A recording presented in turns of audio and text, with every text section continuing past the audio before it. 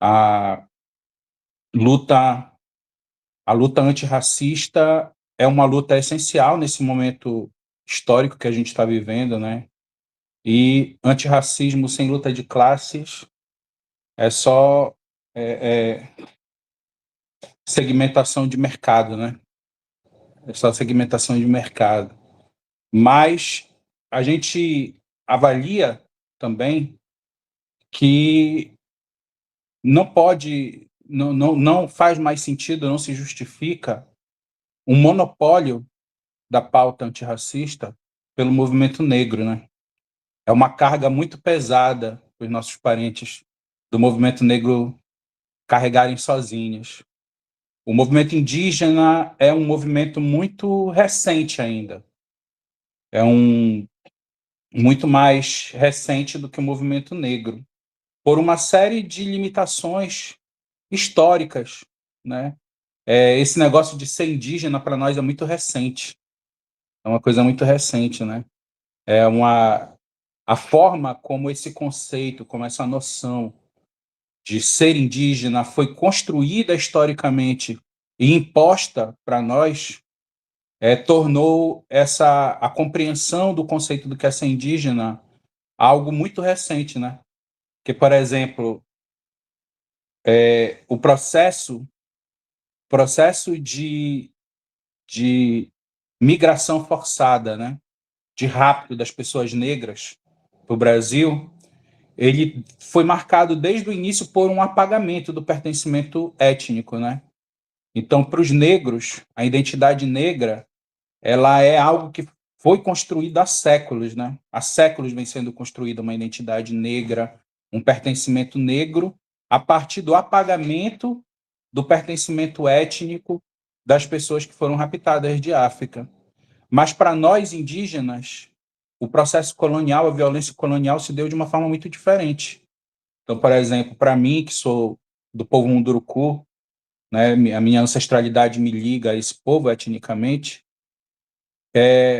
foi muito anterior eu me entender como parte do povo Munduruku do que me entender como uma pessoa indígena, por exemplo. Por muito tempo eu dizia que eu era, por exemplo, um negro, né, um negro pardo de ancestralidade indígena, em Munduruku. Então, por exemplo, muitos Mundurukus se reivindicam negros, se reivindicam pardos, e é um processo esse reconhecimento, né? Até porque, para nós indígenas, o pertencimento étnico ele é muito mais determinante das nossas identidades do que essa categoria raça. A categoria raça é uma categoria muito mais complicada para a gente, muito mais recente para a gente ter o entendimento sobre raça. Então, no movimento negro, tudo é raça. E há muito pouco espaço para se discutir as questões étnicas. No movimento indígena é o contrário. Tudo é etnia e, desgraçadamente, a gente tem discutido pouco a questão de raça. Embora isso esteja mudando, né? E eu acho que é nesse sentido que a contribuição que a gente pode trazer para esse debate. A raça é um conceito supostamente biológico, né, pseudo-biológico, pseudo-científico, que tem a ver com o fenótipo, com a apresentação, com a aparência das pessoas, centralmente, com a forma como as pessoas se apresentam. Já etnia é um conceito assumidamente histórico, é uma construção histórica, cultural, social, né? E a gente tem, no movimento indígena, a gente costuma trabalhar muito mais com o conceito de etnia do que de raça.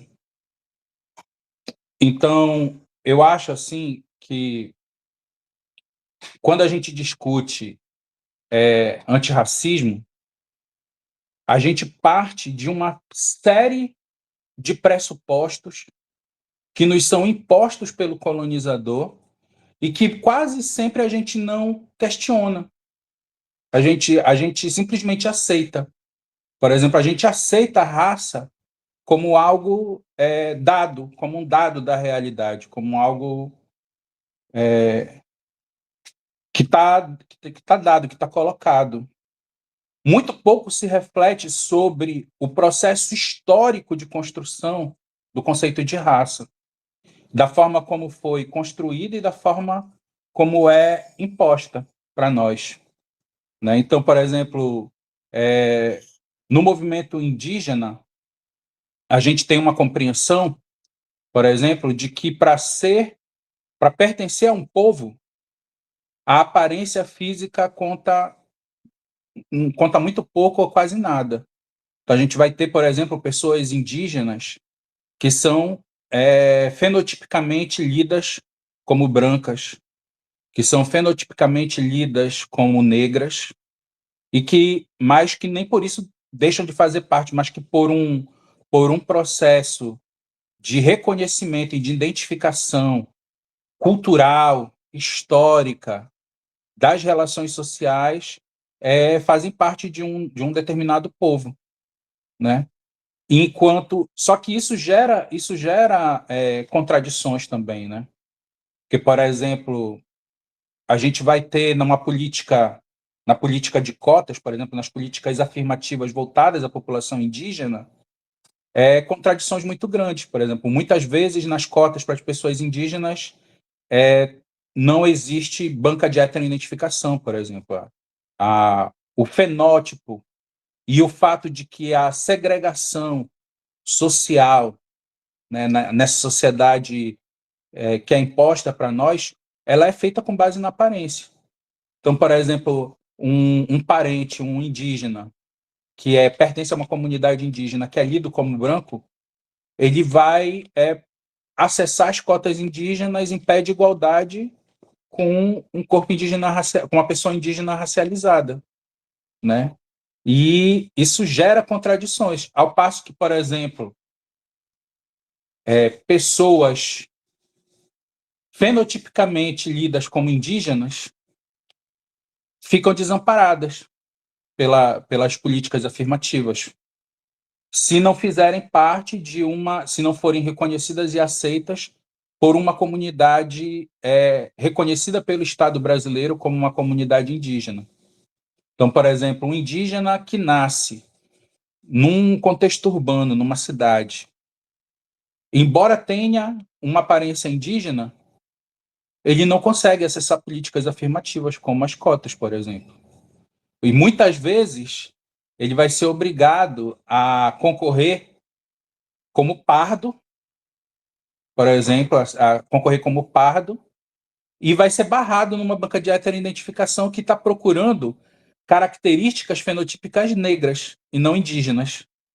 Então ele não é atendido nem pela cota indígena que cobra o pertencimento a uma aldeia reconhecida, a um território demarcado reconhecido pelo Estado brasileiro, e nem consegue acessar as cotas reservadas para as pessoas pretas e pardas, muitas vezes. E essas pessoas ficam, e apesar de serem pessoas racializadas, lidas como não brancas dentro da sociedade, acabam sendo marginalizadas. E, de uma forma geral, esse tipo de coisa é algo que não se discute na esquerda. E por que isso para nós, é muito relevante? Porque a realidade aponta que, desgraçadamente, se a situação do povo negro é uma situação absurda de superexploração, de marginalização e de violência, desgraçadamente, entre a população indígena, a situação é ainda pior, né? Nós temos, por exemplo, dados que nos trazem, por exemplo, entre nós indígenas, a mortalidade infantil, por exemplo, no Brasil, é 2,5 vezes maior do que o restante da população. O índice de analfabetismo entre pessoas indígenas é 4 vezes maior do que entre a população não indígena no Brasil. Os índices de suicídio entre pessoas indígenas é o triplo da média registrada entre não indígenas. E Em relação aos índices de emprego e renda, os índices da população indígena conseguem ser ainda piores do que da população preta. E quem é que está discutindo essas questões? E aí, eu acho que, apesar, muitas vezes, né, um elemento que é apontado para justificar essa negligência que existe, por exemplo, em relação à questão indígena, é o fato de que nós não representamos sequer 1% da população brasileira, né? 0,88% da população brasileira se reconhece como indígena, segundo os dados do último censo. E costuma-se fazer uma comparação, ao meu ver, extremamente injusta entre esse registro e o registro de pessoas pretas e pardas no censo, né? Pessoas pretas, eu não... É algo entre 5% e 10%, eu não tenho certeza agora, talvez o Elber saiba dizer melhor do que eu, né? Do percentual da população que se reivindica preta, e um percentual muito grande da população se autodeclara parda, né? Que eu acredito que, inclusive, é mais da metade, ou quase a metade da população. Somando pretos e pardos, é mais da metade, né? Só que essa comparação ela é injusta, ao meu ver, porque a forma como, historicamente, foram construídas essas categorias raciais, indígena e preto, negro, foi de uma forma que tornou a identidade negra uma identidade inclusiva, extremamente inclusiva. Quem não é branco é preto, né? Basicamente, quem não é branco. Quem de branco não... tinha até um dizer aqui que você fala. Que quem de branco escapa, não escapa de ser preto, né? Uma coisa assim que as pessoas falam. Então, basicamente, qualquer pessoa não branca era identificada como negra, porque isso servia aos interesses coloniais de garantir escravizados, né? Então, as pessoas, por exemplo, os filhos de mães negras, por mais clara que fosse sua pele, eram considerados negros porque estavam suscetíveis a serem escravizados, né? Porque eram suscetíveis à escravidão. E aí servia aos interesses coloniais. Mas os filhos das mães indígenas, nascidos fora de territórios demarcados, ou com pai não indígena, automaticamente deixavam de ser indígenas.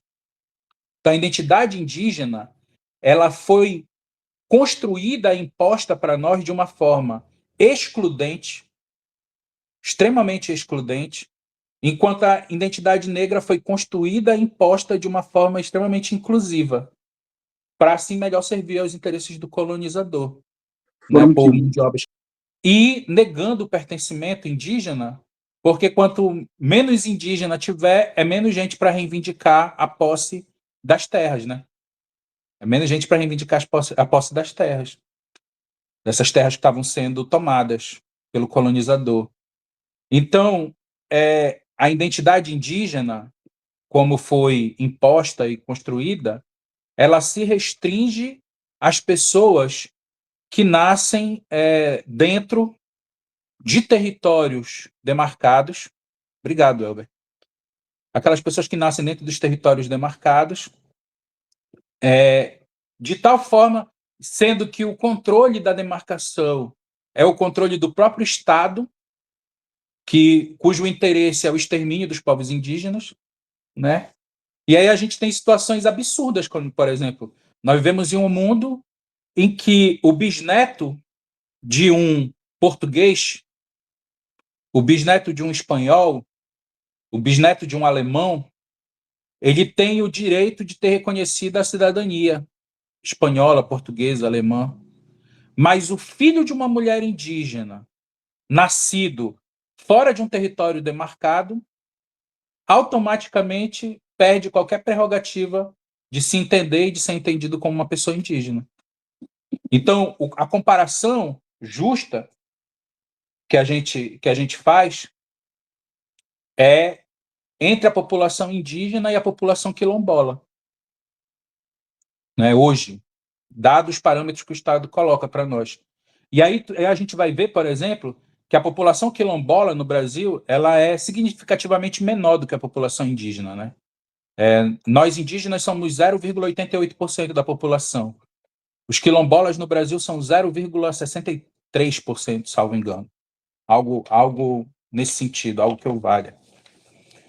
E da mesma forma como nem todos os quilombolas estão dentro dos territórios demarcados como territórios quilombolas, na verdade, mais de 80% da população que se reconhece como quilombola está fora dos territórios demarcados, diferente do que a população em geral pensa, nós indígenas também, quase 2/3 da população indígena vive fora dos territórios demarcados, né?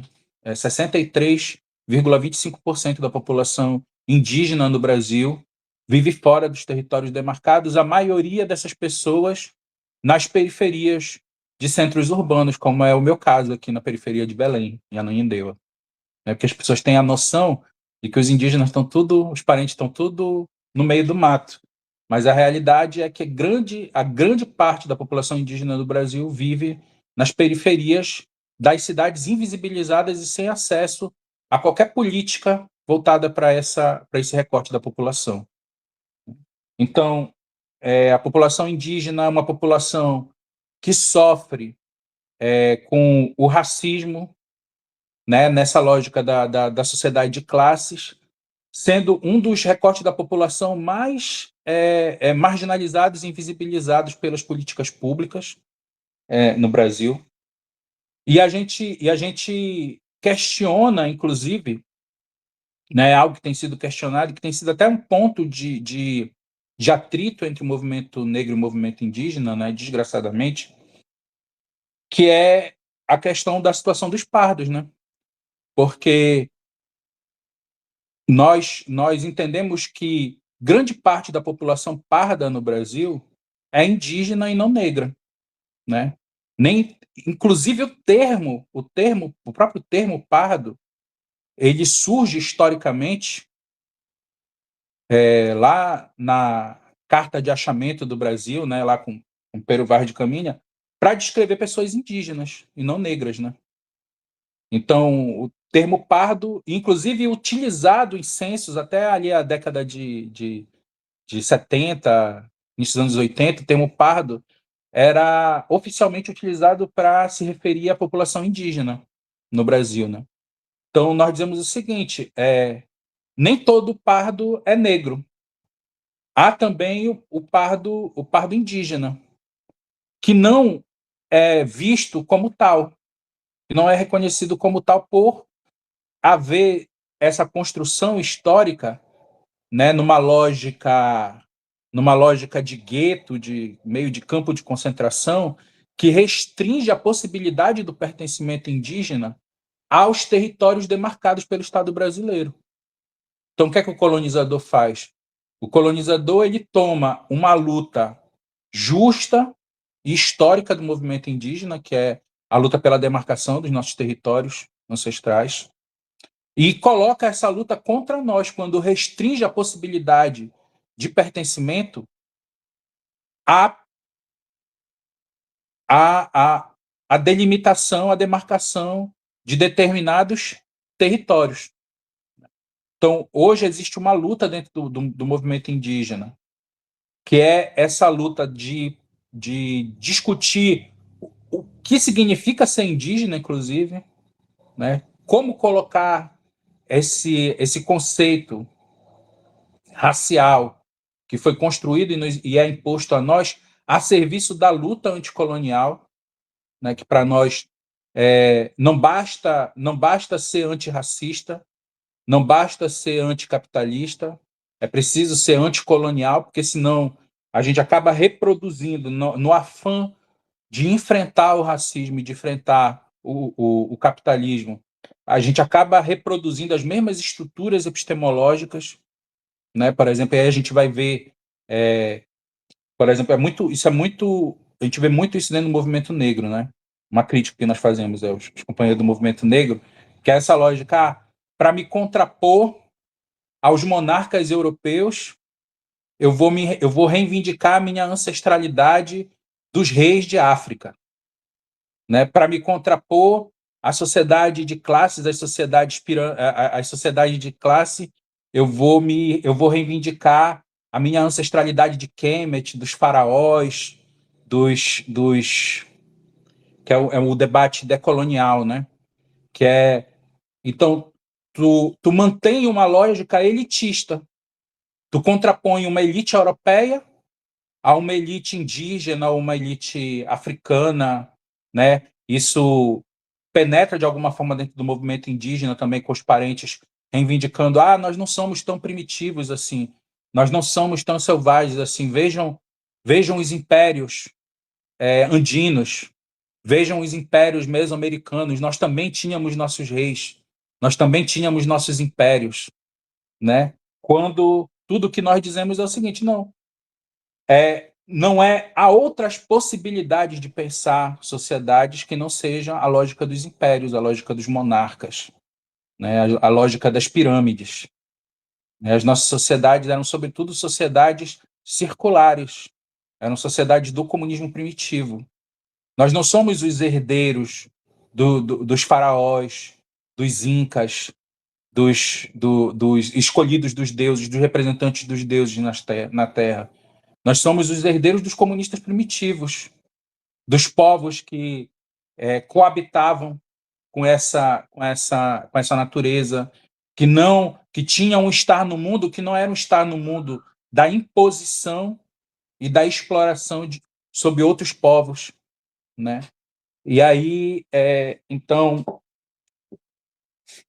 não basta combater o racismo e a sociedade de classes, mas é necessário vislumbrar outras possibilidades de estar no mundo, outras possibilidades de socialidade, de relação com a natureza também, e a gente acha que essa é uma contribuição importante dos povos indígenas, né? Que não se restringem ao continente americano, inclusive. Que para nós, os povos indígenas, eles estão presentes em todo o mundo, né? Dos povos, como o povo Sami da Europa, do norte da Europa, que é um povo indígena de criadores de rena, né, de pastores de rena no norte da Europa, que é um povo indígena de pessoas brancas, né, aos povos indígenas de África, da Oceania e de todos os continentes, né? Em todos os continentes existem povos indígenas, povos originários, e existem os povos coloniais, existem civilizações circulares baseadas no comunismo primitivo e existem civilizações de classe, né? Inclusive em formas pré-capitalistas, né? Inclusive como o próprio Marx e Engels já tratavam. Então, a gente acha que essas contribuições ajudam a gente a ampliar e aprofundar o debate sobre antirracismo e luta de classes, inclusive extrapolando os limites que são historicamente impostos pelo fato de que essa discussão tem se restringido ao movimento negro. Nós queremos construir, no interior da nossa organização, um debate sobre essas questões, o antirracismo, a luta anticolonial, a luta de classes, que inclua não só nós, povos indígenas, que também somos racializados, né, e somos vítimas da sociedade de classe, mas outros grupos minorizados, por exemplo. Nós temos ciganos na resistência. Quantos de nossos camaradas são indígenas? Nós queremos construir dirigentes indígenas para a esquerda, quadros, ciganos, árabes, né, que é uma questão muito relevante hoje, a islamofobia e a luta do povo árabe contra o preconceito e tal, como no século passado, no século XX, foi a luta dos povos, dos judeus, né, contra o movimento antissemita, que teve muito relacionado com fascismo, com nazismo. Hoje impossível discutir o internacionalismo, por exemplo, sem discutir a questão palestina, a questão e a islamofobia, né, que tem dominado aí o mundo, inclusive com tentáculos no Brasil, né, com o aparelho de propaganda, por exemplo, do Brasil Paralelo, do MBL, contra os povos islâmicos, os povos árabes. Então, a gente quer poder ampliar esse debate para além dos limites estritos do movimento negro, né? Tentando aglutinar também outros olhares, outras visões. E a gente acha que esse seminário ele pode ser uma oportunidade para dar alguns passos nessa direção.